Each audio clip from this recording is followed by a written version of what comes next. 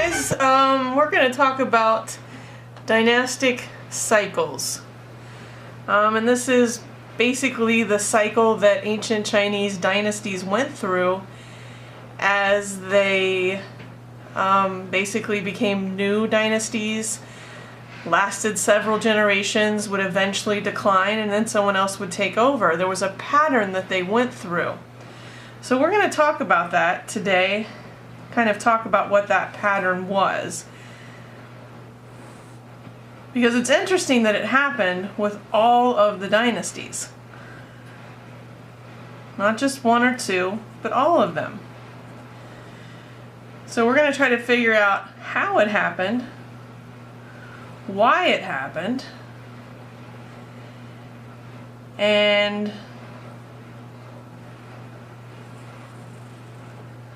why it's a cycle. So for our little page here, what I thought I would do is draw us an emperor. Hopefully this turns out okay. Definitely not John Green, but I'm going to give it a try.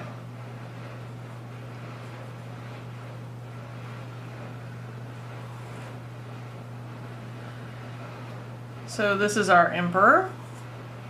Of course, it's a cartoon version of our emperor.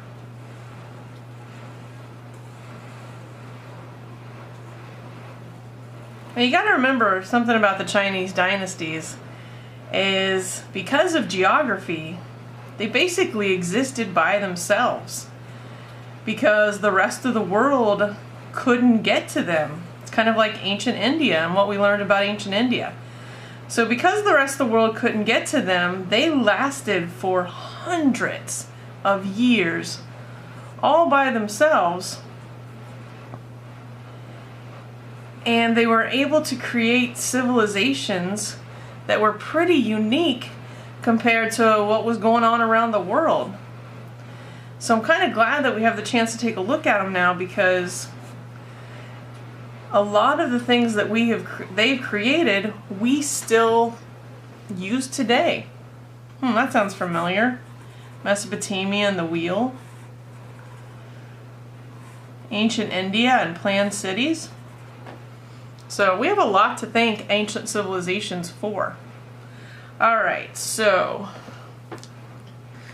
Chinese dynasties and how they're like a cycle.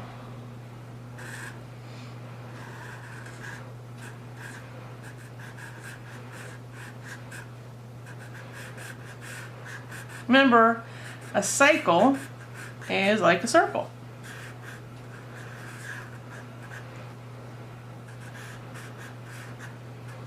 So what we can expect to see here is things going in a circle.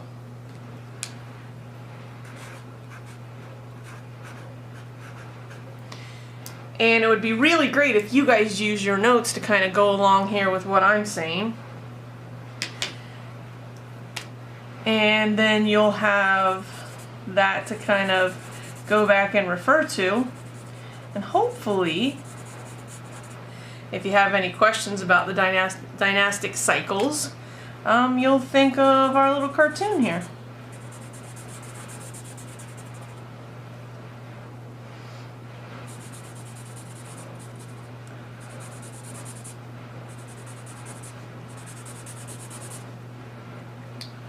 And you're probably thinking, geez, can she just get started?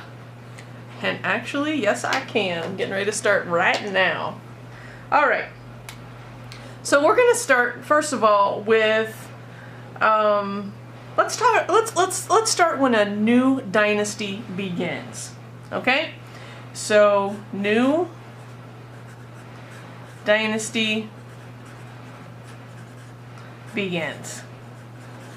Now, when a new dynasty begins, things are good. In fact, they're great. Peace, economic growth,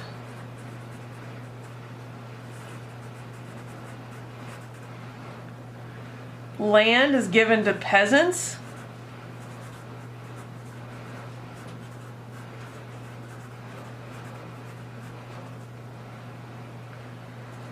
Armies are rebuilt.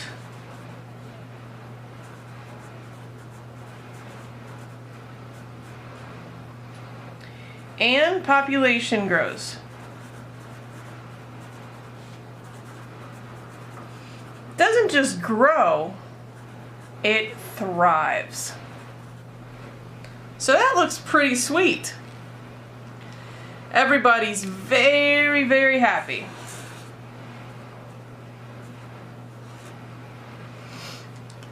It's China in the good times. Now, many generations pass because there's something you need to know about China's dynasties. China's dynasties don't last for 1 or 2 years. They last for hundreds of years. And in fact, the shortest dynasty I think was 38 years. But other than that, these dynasties last for a long, long time. So many generations pass. And eventually, you can't hold on to power forever.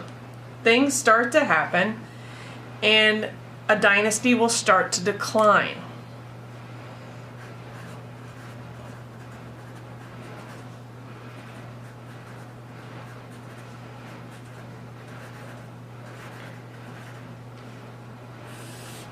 Now, this can happen for a lot of reasons.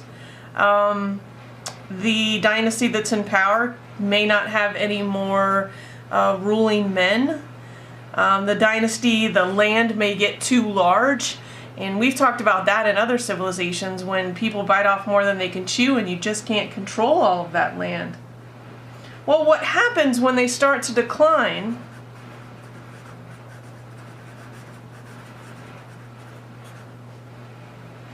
is that often there's corruption in the government.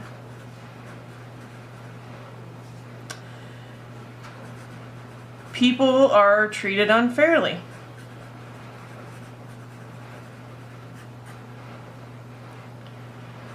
The roads and the buildings, we're going to call that infrastructure, start to decline.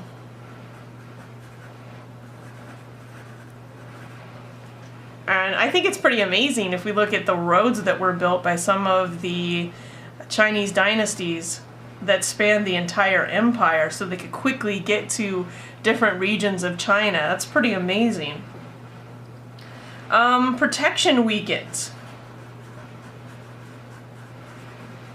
What usually happens is that the army and the soldiers and the people that are in command begin to realize that the dynasty is actually declining, and so they don't have their allegiance to the emperor anymore, and they start to kind of do their own thing.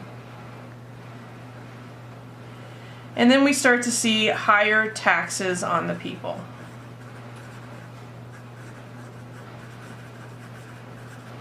Now, why would all of this stuff start?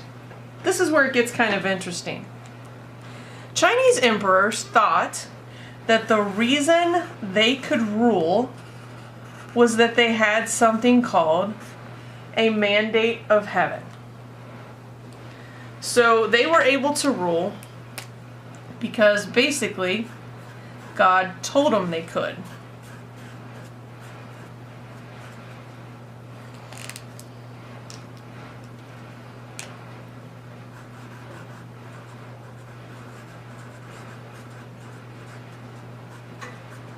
Now this is going to be hugely important in Chinese history. This is the sole reason that emperors were able to rule. It's a really big deal. So this mandate of heaven allowed any emperor to rule. But, if they did something wrong, and let me give you an example. There was actually an emperor he was pretty brutal, pretty fierce. He would, not only when he defeated his enemies, he would actually kill them and eat them. So, I could see where that would be a deal breaker. his people said that's not right. God wouldn't like it. So God is angry. And because God is angry,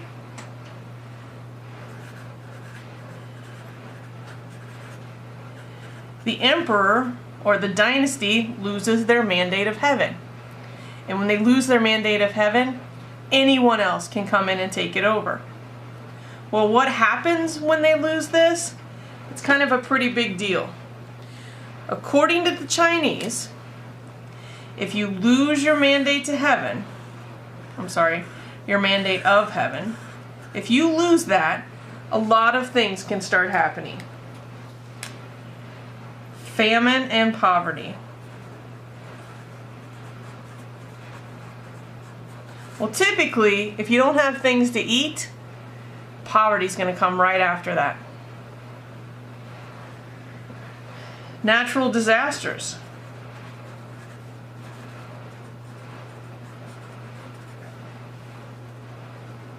Foreign powers invade.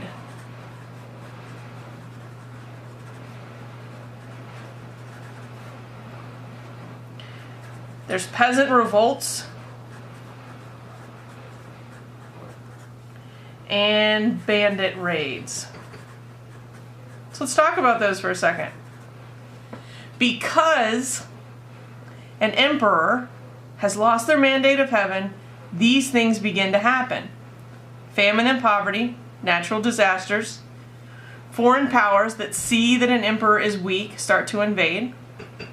The peasants, which are the bottom of the social structure, see their lives as, getting worse because of famine and poverty, so they start to revolt. And then you have bandits that are raiding towns and stealing things. So all of this stuff is happening. And according to Chinese history, the reason it's happening is because the dynasties lost their mandate of heaven. In actuality, probably what's happening, and I'm going to use yellow here for the Yellow River so we kind of remember that it's the Yellow River. What is probably happening is that you do have a natural disaster such as the river flooding. That causes famine and poverty, which leads to peasant revolts and bandit raids. All of that weakness leads foreign powers to invade. But the Chinese people see it as losing their mandate of heaven. So what happens next? Well, you see a lot of powerful families start warring against each other. So powerful families go to war.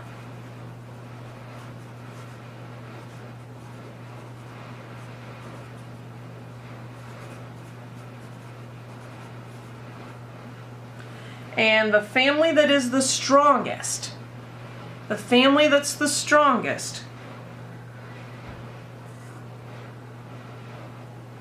let's make a little arm here.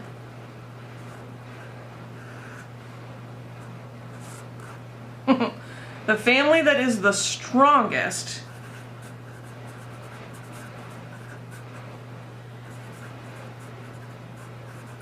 gets the new mandate of heaven.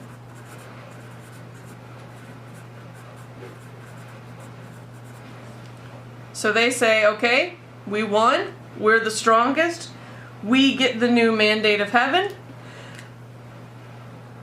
a new dynasty begins, and you start to see all of these things happening again. So that is the dynastic cycle.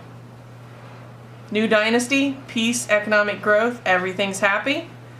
Dynasty starts to decline. People not so happy. Realizing that, little grumpy. You get down here, the mandate of heaven is taken away. Very unhappy.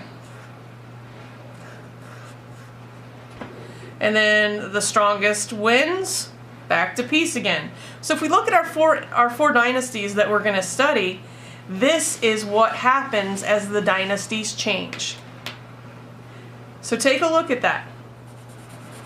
We have a new dynasty, Many generations pass. The dynasty starts to decline. Because it begins to decline, the people of China believe that God has taken away his mandate. People begin to revolt. There's famine, poverty.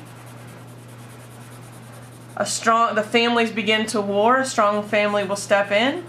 They will claim the mandate, and a new dynasty begins. It's pretty cool how it's a whole cycle, and that's exactly how it works.